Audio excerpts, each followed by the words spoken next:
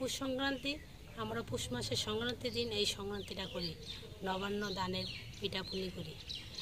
তারপরে এই সংক্রান্তির আগে থেকে আমাদের বাড়িতে উঠান লেপাই করে আলপনা আঁকার প্রস্তুতি শুরু হয়ে যায়, সবার বাড়ি বাড়ি এখানে হয়। তারপরে সংক্রান্তির দিন সকালে আমরা ভোরে উঠে সূর্যকে আগে পিঠা দিই, তারপরে বাড়িতে পুজো করি, এরপরে সবাই বাড়ি বাড়ি হরির নাম কীর্তন করে, এখানে লুট দেওয়া হয়, আর ছেলেমেয়েরা আমরা সবাই ঘুরি, খুব আনন্দ পাই এতে। এটা আমরা এখনও করি।